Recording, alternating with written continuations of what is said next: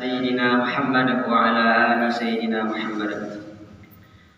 قال الله تعالى في القرآن العظيم: أعوذ بالله من الشيطان الرجيم.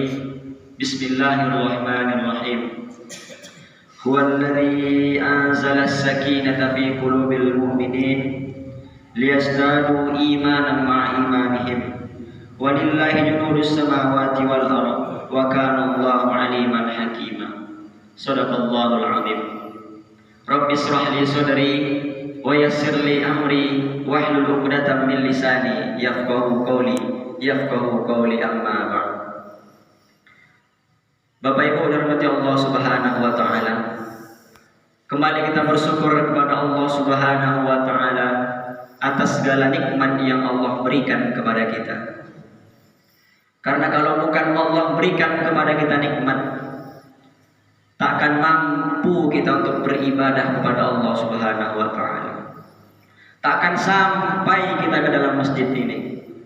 Takkan mampu kita untuk melangkahkan kaki, mengayunkan tangan hingga sampai ke masjid ini. Itu semua atas nikmat yang Allah berikan kepada kita. Dan ada yang paling penting nikmat yang Allah berikan, yaitu nikmat mampunya seorang hamba untuk beribadah kepada Allah Subhanahu wa taala. Ada manusia, Allah izinkan ia hidup di bumi Allah. Allah berikan makan ia di bumi Allah, tapi ia tidak mampu beribadah kepada Allah Subhanahu wa taala. Apakah ada manusia yang demikian? Tentu saja ada. Tapi alhamdulillah, Allah masih izinkan kita hidup di bumi Allah. Allah masih izinkan kita makan di bumi Allah ini, dan Allah masih izinkan kita beribadah kepada Allah Subhanahu wa taala. Itu poin pentingnya Bapak Ibu. Dapat beribadah kepada Allah Subhanahu wa taala. Karena jelas di dalam Al-Qur'an, apa kata Allah? Wa ma khalaqtul jinna wal insa illa liya'budun. Dan tidaklah aku ciptakan jin dan manusia hanyalah untuk beribadah kepada-Ku, kata Allah Subhanahu wa taala. Kita diciptakan untuk beribadah, dan alhamdulillah pagi ini kita sedang beribadah kepada Allah Subhanahu wa taala. Kenikmatan yang sangat luar biasa Bapak Ibu rahmati Allah Subhanahu wa taala. Patut kita syukuri. Bapak Ibu rahmati Allah Subhanahu wa taala. Maka daripada itu, dengan bersyukur tadi kepada Allah Subhanahu wa taala, apa tandanya seorang hamba bersyukur kepada Allah Subhanahu wa taala? Tanda seorang bersyukur kepada Allah Subhanahu wa taala yaitu dengan beribadah, kembali lagi kepada poin yang pertama, beribadah kepada Allah Subhanahu wa taala. Dan kita banyak-banyak berdoa Bapak Ibu, semoga nanti Allah cabut nyawa kita pas kita keadaan meninggal dalam beribadah kepada Allah Subhanahu wa taala. Amin amin ya rabbal alamin. Bapak Ibu dirahmati Allah Subhanahu wa taala, dan bersalawat kepada Nabi Muhammad sallallahu alaihi wasallam. Karena sungguh setiap perkataan beliau, perbuatan beliau, diamnya beliau, marahnya beliau menjadi inspirasi bagi kita semua, menjadi motivasi bagi kita semua, menjadi suri tauladan bagi kita semua. Maka selayaknya kita banyak-banyak bersolawat kepada baginda Nabi Muhammad sallallahu alaihi wasallam dengan mengucapkan Allahumma sholli ala sayyidina Muhammad wa ala ali sayyidina Muhammad. Bapak Ibu rahmati Allah Subhanahu wa taala, sekarang kita di hari Jumat, yaitu bulan 1 Rabiul Akhir. Artinya Rabiul Awal baru lewat. Rabiul Awal kemarin, disitulah Nabi Muhammad SAW dilahirkan. Belum lama kita meninggalkan bulan kelahiran Nabi Muhammad SAW. Bapak Ibu dirahmati Allah Subhanahu wa taala. Sebelumnya saya tanya nih, ibu-ibu sehat Bu? Sehat? Dari wajahnya memang sehat Bu? Bapak-bapak sehat Pak? Alhamdulillah sehat. Kalau saya hitung-hitung Bapak Ibu dirahmati Allah Subhanahu wa taala, mungkin sudah hampir puluhan kali saya berdiri di sini. Betul enggak Bu? Kalau Ibu masih ingat, saya masih dari zamannya Ustadz Sabli. Nah tuh, Ustadz Sabri sekarang udah punya bini plus punya anak satu. Nah, itu kawan saya dulu Bapak Ibu. Sekarang Ustadz Sabri udah ke Pekanbaru. Kami pertama ada 4 orang Bapak Ibu rahmati Allah Subhanahu wa taala. Ustadz Sabri, Ustadz Awan, Ustadz Ilul dan saya. Dan saya yang terakhir tersisa di sini Bapak Ibu. Ustadz Awan kemana sekarang? Ustadz Awan udah di Jogja kuliah. Ustadz Ilul kemana? Ustadz Ilul membantu orang tuanya di rumah di Blok A. Jadi tinggallah saya terakhir di sini Bapak Ibu. Jadi suatu kebahagiaan bagi saya bisa bertemu kembali oleh Bapak Ibu dan Allah Subhanahu wa taala. Bukan tidak ada alasan saya betah di Pulau Gadang ini Bapak Ibu, pasti ada alasannya. Karena alhamdulillah saya akui orang Pulau Gadang ini sangat baik-baik hatinya. Sangat ramah-ramah. Kalau nggak baik, nggak mungkin saya hampir 4 tahun saya di sini Bapak Ibu Allah Subhanahu wa taala. Tapi alhamdulillah betah. Dan alhamdulillah sekarang juga kuliah di Bangkinang. Dan tak tahu Bapak Ibu ke depannya jodoh saya pun orang sini saya tidak tahu Bapak Ibu Allah Subhanahu wa taala.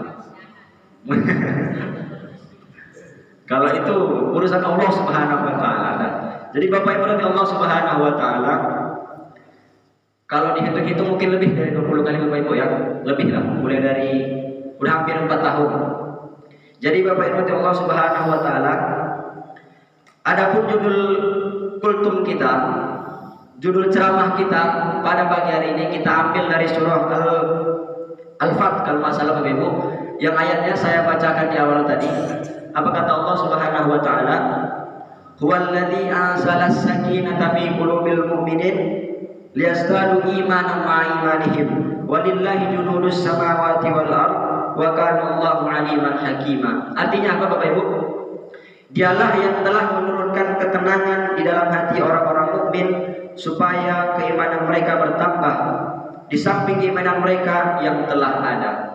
Bapak Ibu dirahmati Allah Subhanahu wa taala, sejatinya orang-orang mukmin, orang-orang yang beriman kepada Allah Subhanahu wa taala, pasti Allah turunkan ketenangan di dalam hatinya.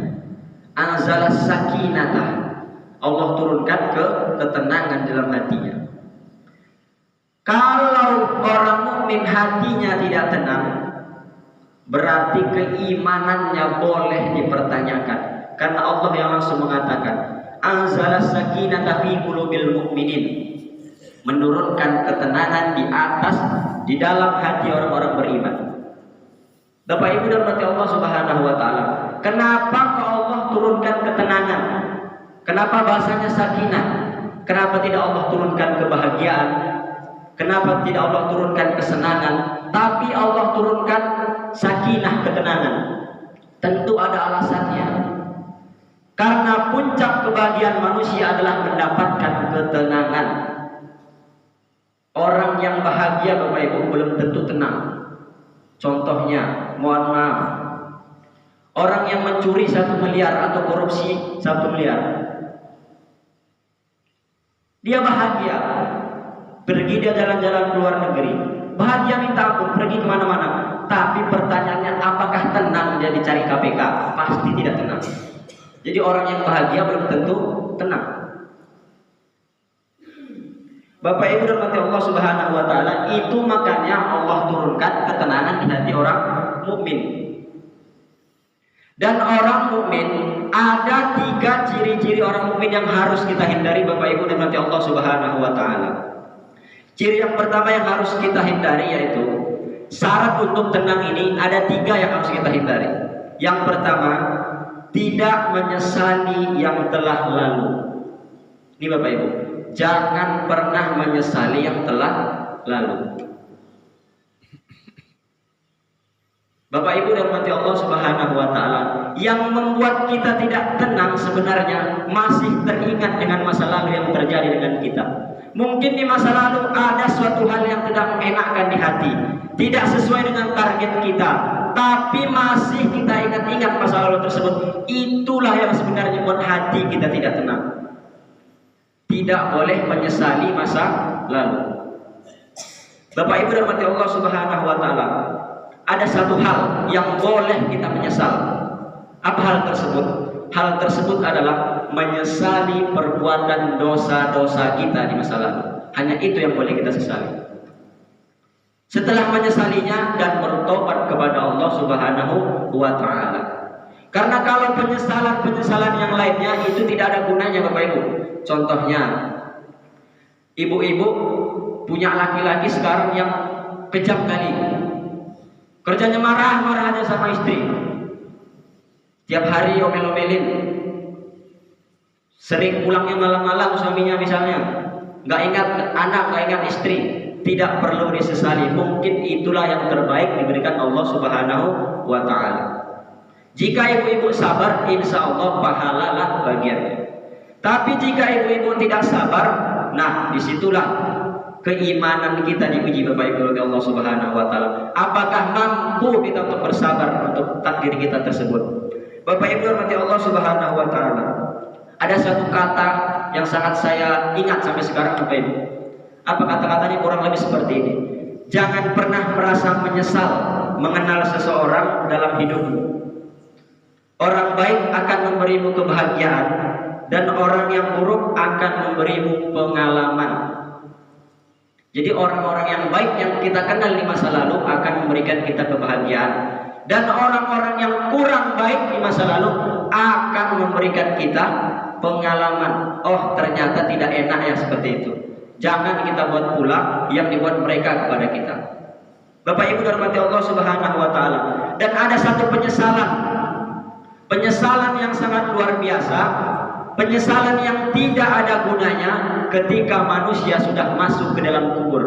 Ayatnya kita baca tadi Bapak Ibu dirahmati Allah Subhanahu wa Ta'ala di surah Sajadah. Apa kata Allah?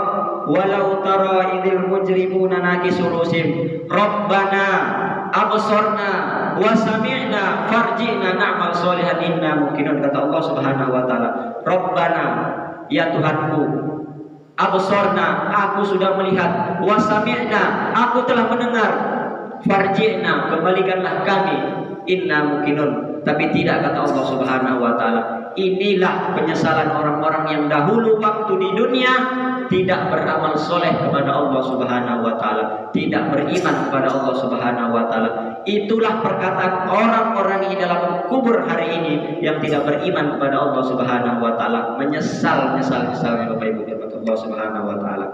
Itu dia tadi, ciri orang beriman tidak boleh menyesali masa lalu, kecuali menyesali dosa-dosa yang telah kita perbuat. Dan yang kedua, ciri-ciri orang beriman agar mendapatkan ketenangan dalam hatinya itu bersyukur dengan keadaan yang sekarang. Dan yang pertama, Bu, tidak boleh menyesali masa lalu. Yang kedua, bersyukur dengan keadaan yang sekarang. Pertanyaannya, sudahkah hari ini kita banyak bersyukur daripada mengeluh, Bapak Ibu rahmati Allah Subhanahu wa Ta'ala? Ternyata ukuran kebahagiaan itu bukan dari segi kekayaannya seseorang. Karena berapa banyak orang yang kaya, berapa banyak orang yang banyak hartanya, tapi tidak bahagia.